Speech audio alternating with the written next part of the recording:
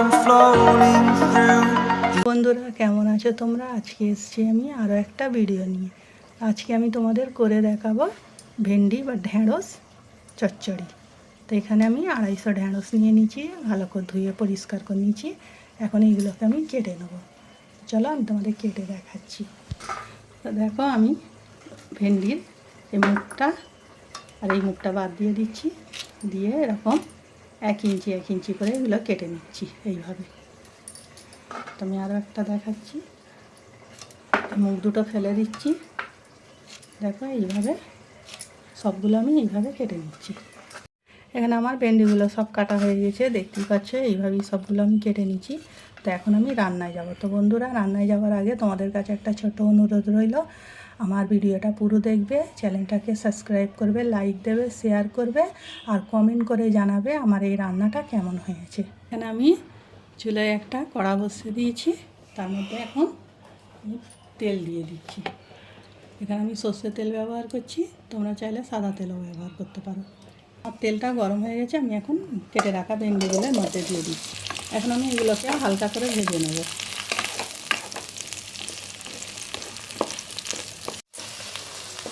তো এখানে দেখো ভেন্ডিগুলো আমার হালকা ভাজা হয়ে গেছে।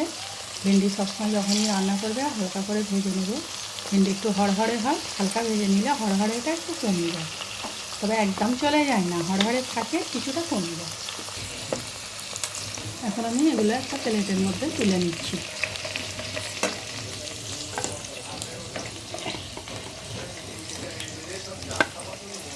আমি ভেন্ডিগুলো তুলে নিচ্ছি। ওই তেলেতেই আমি একটা বড় সাইজের পেঁয়াজকে কুচিয়ে নিচ্ছি, এর মধ্যে দিয়ে দিচ্ছি। এখন আমি পেঁয়াজটা ভেজে নিচ্ছি হালকা করে।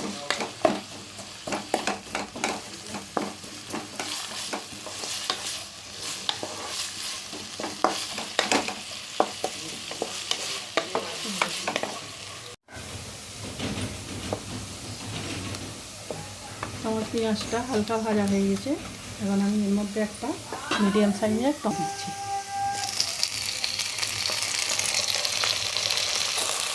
এখন টমেটোটা পেঁয়াজের সঙ্গে ভালো করে আমি একটু মিশিয়ে নেব।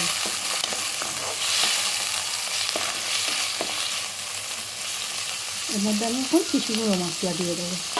নিয়েছি লঙ্কা, হলুদ, ধনে, এটা ভাজা ধনে, আমি তরকারিতে একটু ভাজা ধনে ব্যবহার করি। এটা জিরে মরিচ, আর নিয়ে নিচ্ছি নুন।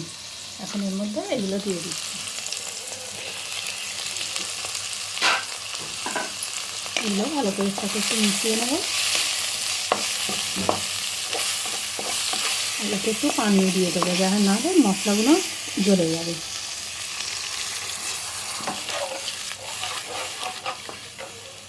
এগুলো একটু ভালো করে নাড়াচাড়া করে নিয়ে দিয়ে দিচ্ছি এর মধ্যে 1/2 চামচ আদা রসুন বাটা।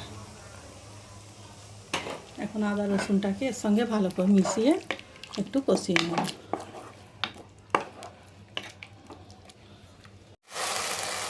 এখানে আমার মশলাটা আদা রসুনটা ভালো করে মিশানো হয়ে গেছে, টমেটোগুলোও বেশ গলে গেছে। এখন এর মধ্যে আমি একটা মিডিয়াম সাইজের আলু দিয়ে দিচ্ছি। আমি আলুটা আগে থাকতেই কেটে রেখেছিলাম, এর মধ্যে দিয়ে দিচ্ছি। আলুটা আমি এর সঙ্গে ভালো করে মিশিয়ে একটু সিদ্ধ করে নেব।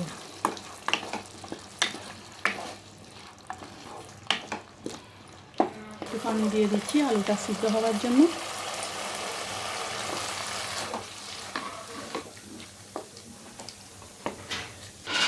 এখন আমি এটা ঢাকনা দিয়ে আলুটাকে সিদ্ধ করে নিচ্ছি। দেখো আমার এখানে পানিটা কমে এসছে, আলুটা মোটামুটি 30% কুক হয়ে গেছে।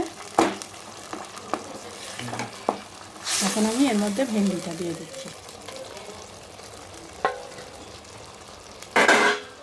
ভেন্ডিটা এর সঙ্গে ভালো করে মিশিয়ে নিচ্ছি। এর মধ্যে দিয়ে দিচ্ছি 2টো কাঁচা লঙ্কা। এখন আমি এটাকে ভালো করে মিশিয়ে নিচ্ছি।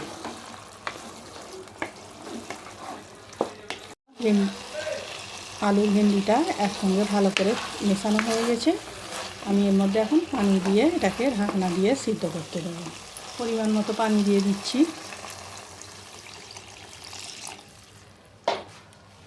এটাকে ভালো করে একবার নাড়াচাড়া করে নিচ্ছি, গায়ে লেগে থাকে ওগুলো সব নামিয়ে নিতে হবে ভালো করে।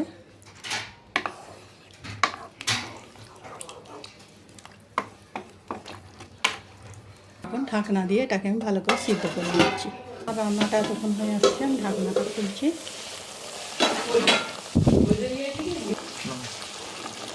আমার রান্নাটা হয়ে গেছে, আমার পানিটা এখানে অনেকটা কমে গেছে, আলুগুলো দেখতেই পাচ্ছ সিদ্ধ হয়ে গেছে। তোমার তরকারিটা হয়ে গেছে, আমি এখন চুলাটা অফ করে দিয়ে এটাকে তোমাদের সার্ভ করে দেখাচ্ছি।